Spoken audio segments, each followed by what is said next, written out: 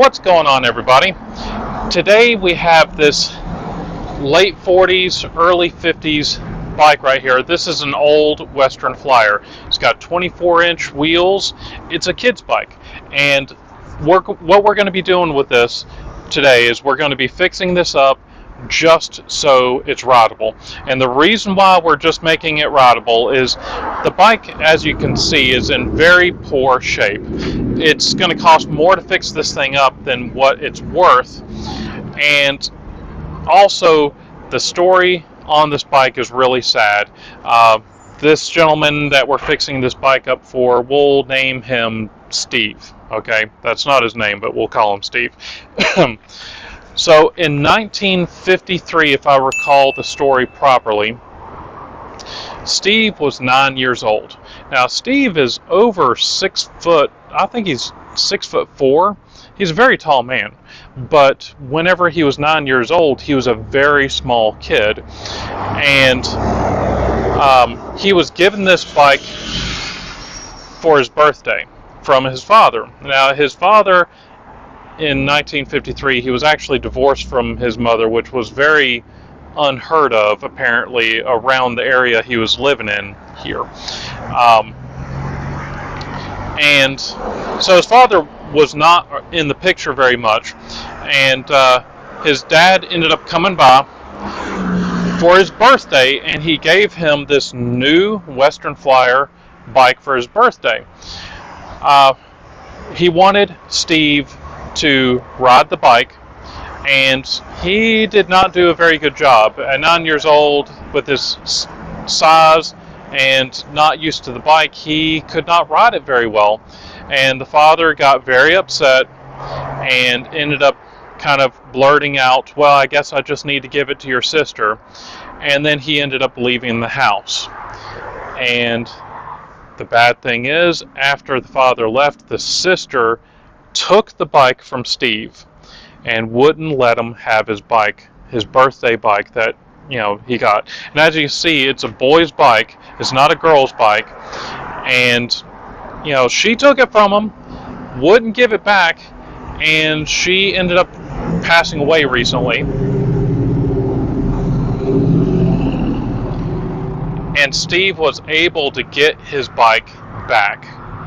It's been missing, since the 50s, because after the sister took the bike from him in the 50s, she ended up moving out of the house a short time after. So she took the bike with her, and so he brought it to us, and we're going to make it rideable because he wants to ride this bike just once. He wants to ride this thing just one time, because this was very traumatic for him. Okay, he has not forgotten this thing for years. There has been, some arguments in the family over this whole thing, and it's been a real mess. So what we're going to be doing is we're going to be fixing this bike up for him for free. And now's not the best time for me to be doing this stuff. I did some research to see about repainting the bike for him, trying to find a new fork, because this one's quite clearly bent, and giving it to him, but the costs are just insane how much it would be to restore it. And I knew it was going to be expensive, but I was going to do a lot of it myself. It's still going to cost a small fortune. So what I'm going to be doing is just making it rideable for him, because it's not like he can ride this bike. I mean, he's 6'4" at this point. He was small whenever he was younger, but he grew into those shoes of his. So we're just going to clean this up just a little bit and make it rideable so he can ride his birthday bike for the first time in, let me see, about 60 something years. So 60, 70, yeah, and about 68 years or something like that. So let's get started on this bike.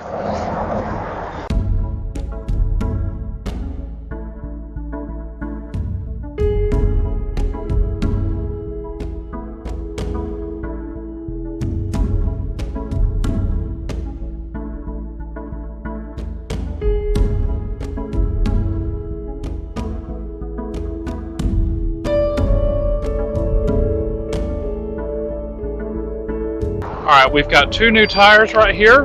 We're going to get them put on just like magic. Now that we have the tires on the wheels, we're going to put new grease. We're going to overhaul the hubs. We're going to overhaul the bottom brackets, and we're going to go ahead and get this thing put back together so that Steven can take this thing out for a ride.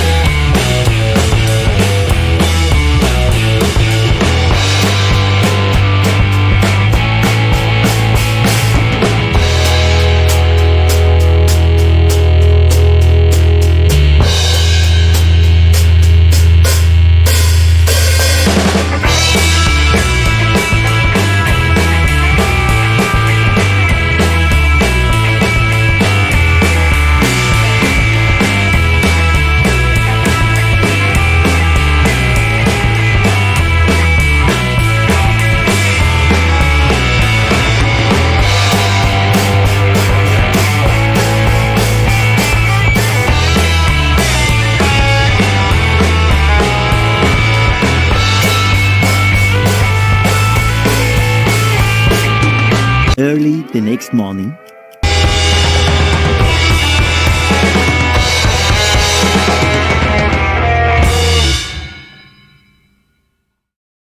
Well, it's the next morning.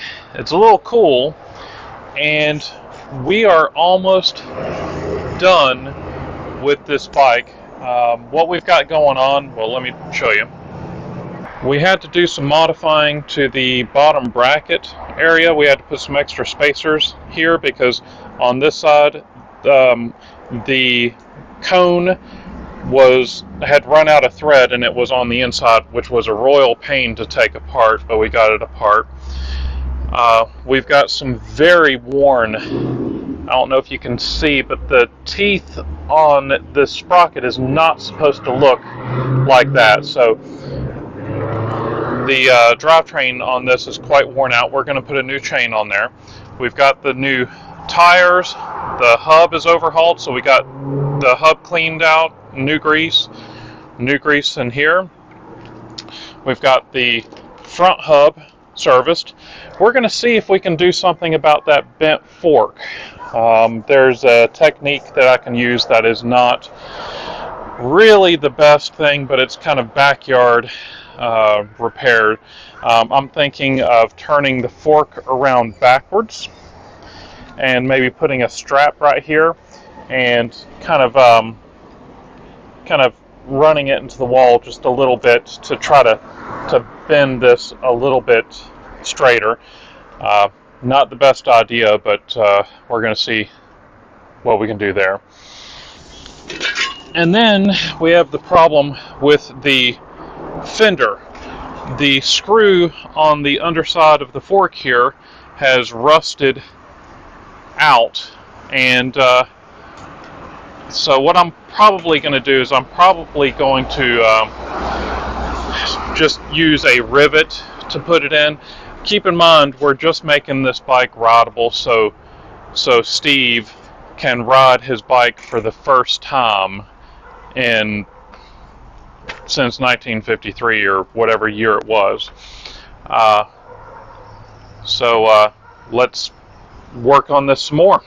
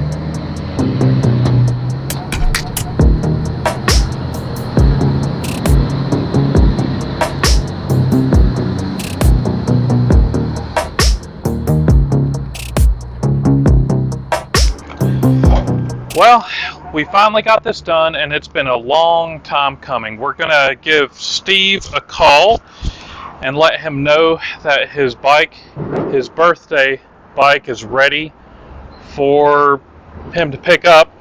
And I'm going to test ride this bike first. It's not perfect. There's some issues. I've got a worn out drivetrain with a brand new chain, so I imagine it's probably going to make some clicking noises. I just want to make sure that everything is tight, because I want them to be able to actually ride it and bring back some memories, hopefully good ones. From what I've heard, there's not a whole lot of good with it, but let's take this thing for a test ride and see how it does.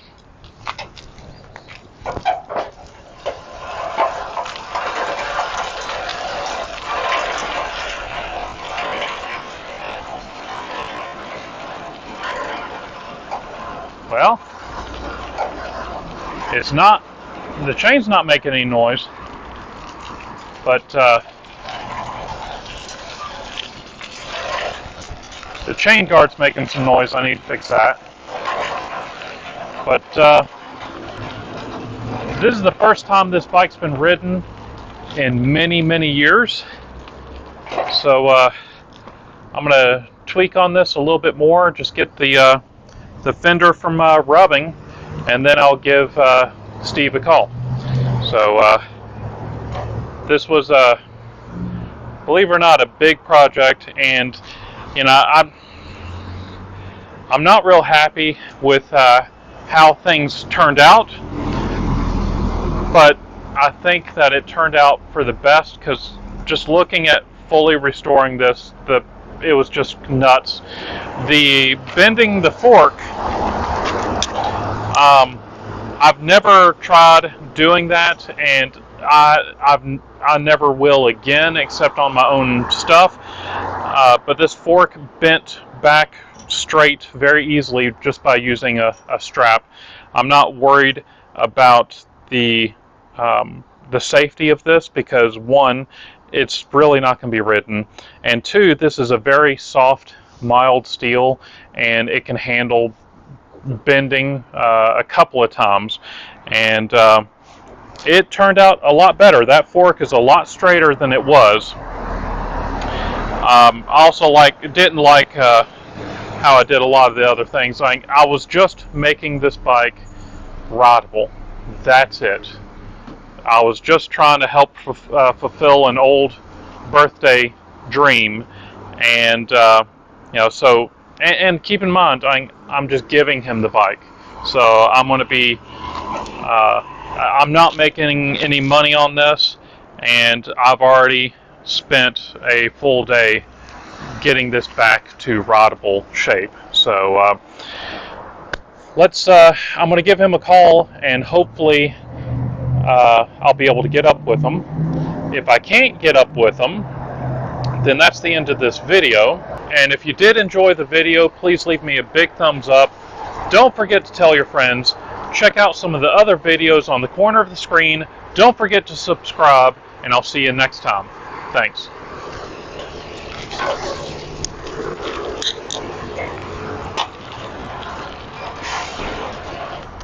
Alright, I just got off the phone with Steven. He's excited. He's actually on his way as we speak to come check out this bike that he got for his birthday 65 years ago and was never able to ride.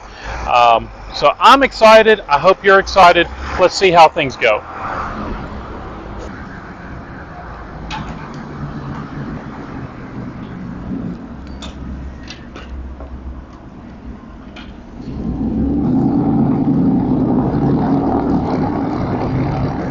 I'll show you, Jay. Happy birthday. Thank you. I tell you, he won't nothing to work with.